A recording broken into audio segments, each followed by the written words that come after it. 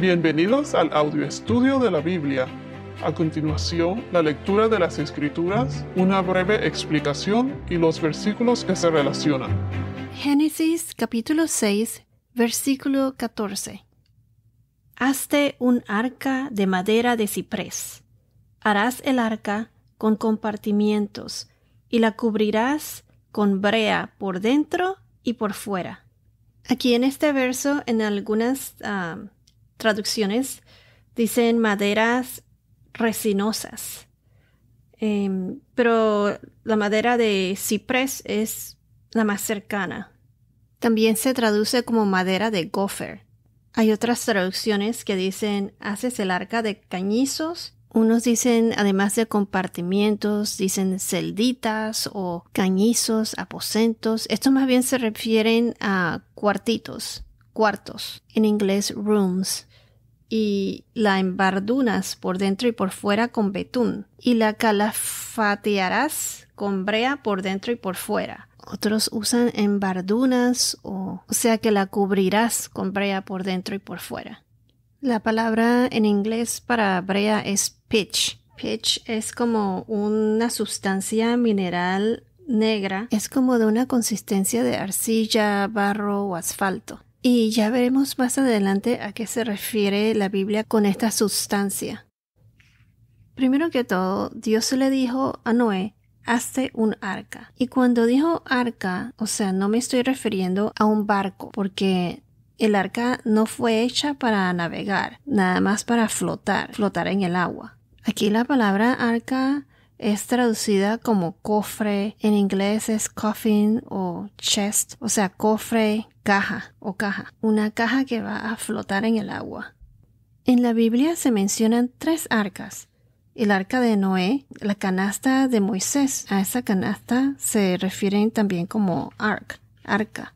En hebreo esa misma palabra, arca, se utiliza para describir la canasta de Moisés, el arca de Moisés y también el arca de Noé. Esta canasta o arca se describe en Éxodos capítulo 2, versículo 3, cuando hablan de la historia del nacimiento de Moisés.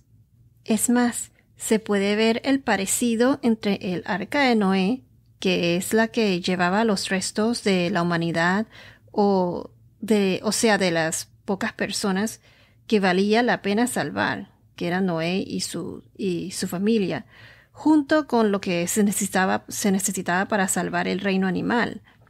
Y se ve el parecido entre el arca de Noé y el arca de Moisés, que es la canasta donde pusieron a Moisés. Aquí podemos ver que el arca es como un preludio o una preanunciación de nuestro Salvador, de Jesucristo. Moisés y Noé, ambos flotaron milagrosamente hacia el futuro y representarán esta preanunciación del Mesías, de Jesús, de nuestro Salvador. Jesús es el arca que salvó a Noé y salvó a Moisés.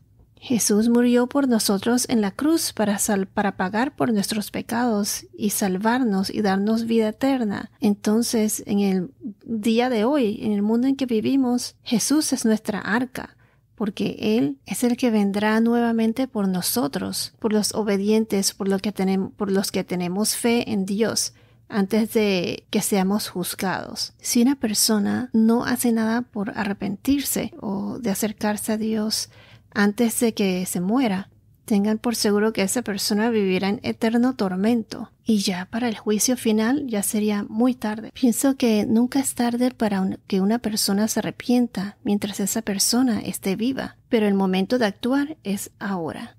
Dios conoce el corazón de cada uno de nosotros. Y Él es tan misericordioso. El tener una relación con Dios trae una paz interior, una paz que, aunque estés lleno de problemas, te da las fuerzas para superar y seguir adelante. Leamos Éxodo capítulo 2, versículo 3, el nacimiento de Moisés. Éxodo 2, 3. Pero no pudiendo ocultarlo por más tiempo, tomó una cestilla, como mencioné antes, arca. Tomó una cestilla de juncos y la cubrió con asfalto y brea. Entonces puso al niño en ella y la colocó entre los juncos a la orilla del Nilo. Recuerden que el arca de Noé también fue cubierta por dentro y por fuera con brea. Miren qué similar es esto. Ahora vayamos a la primera epístola de Pedro, capítulo 3, versículo 20. 1 Pedro 3:20. Quienes en otro tiempo fueron desobedientes cuando la paciencia de Dios esperaba en los días de Noé, durante la construcción del arca, en la cual unos pocos, es decir, 8 personas, fueron salvadas por medio del agua. Esas 8 personas fue Noé, su esposa, los 3 hijos y las esposas. Entonces mencioné que hay 3 arcas: el arca de Noé, el arca de Moisés y el arca del testimonio en el tabernáculo. Todas estas arcas tienen algo en común. Fueron construidas para salvar a los elegidos por Dios, como mencioné anteriormente. Entonces, el arca para salvar a Noé y su familia, que fueron 8 en total, como leímos en la epístola de Pedro 3:20.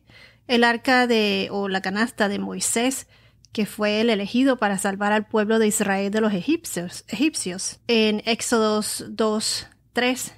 Y el arca del testimonio en el tabernáculo. El arca del testimonio es un cofre sagrado construido por los israelitas bajo las especificaciones exactas que Dios le había dado. El arca del testimonio en el tabernáculo fue donde se guardaron los 10 mandamientos y otros objetos sagrados. Entonces, el arca era un presagio o como una preanunciación importante de Jesucristo. Jesucristo, el que vendría para salvarnos de nuestros pecados. Entonces, piensen en el arca como una preanunciación de Jesucristo. El diseño del arca fue revelado con anticipación por Dios a Noé. Dios se le dio instrucciones específicas de cómo construir el arca. Entonces, regresando al verso 14, donde dice: hazte un arca de madera de ciprés, o también se le dice madera de gofer. Cuando dice de madera, es madera de un árbol de ciprés, en inglés es cypress wood. Esta madera es una madera bien resistente y duradera. Y fíjense que el arca del testimonio también fue construida de madera. Y cuando aquí se habla de madera, el concepto de madera se refiere a la humanidad. Así como en el tabernáculo, todo lo que estaba cubierto de plata, por ejemplo, la plata representa la sangre redentora, como en Judas, cuando él recibió por pago 32 monedas de plata. Ese fue el precio que se pagó por la sangre de Jesús. En el tabernáculo, las cosas cubiertas de oro representaban la deidad de Dios. Y así veremos más adelante. Entonces, la madera representa la redención, la expiación de Jesús. En inglés se dice el atonement de Jesús. Recuerden que Jesús murió crucificado en la cruz de madera, en esa cruz de madera. Es más, todo lo que se relaciona al tabernáculo se refiere a la expiación o redención de Jesús. Bueno, hasta ahora hemos visto que Dios decidió mandar el diluvio debido a que la tierra estaba llena de tanta maldad y violencia. Y entonces Dios proporcionó un arca, que sería el arca de salvación para Noé. Es como la preanunciación de Jesús, ya que él también sería el arca que salvaría a la humanidad de los pecados.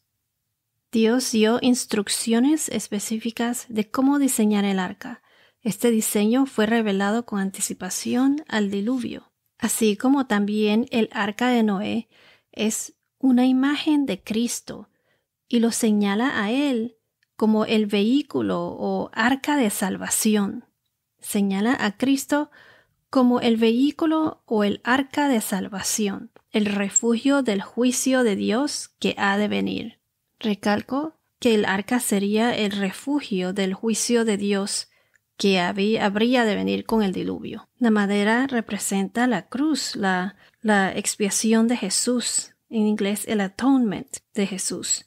Jesús, nuestro Redentor, el que pagó por nuestros pecados. Jesús derramó su sangre en la cruz por nosotros, así como en el tabernáculo. El arca del testimonio también fue construido de madera. Todo lo que representa el tabernáculo, como lo mencioné anteriormente, representa la redención, la expiación de Jesús. Es interesante cómo casi todo lo que vemos en el Antiguo Testamento se relaciona o tiene conexión con el Nuevo Testamento en relación a ese acontecimiento tan grande que cambió la historia del mundo, que fue la crucifixión de Jesús. Y todavía vienen muchas cosas más. Así que no se pierdan el próximo podcast en donde terminaremos este versículo y continuaremos con los demás. Bueno, esto es todo por ahora. Que tengas un día muy bendecido y hasta la próxima.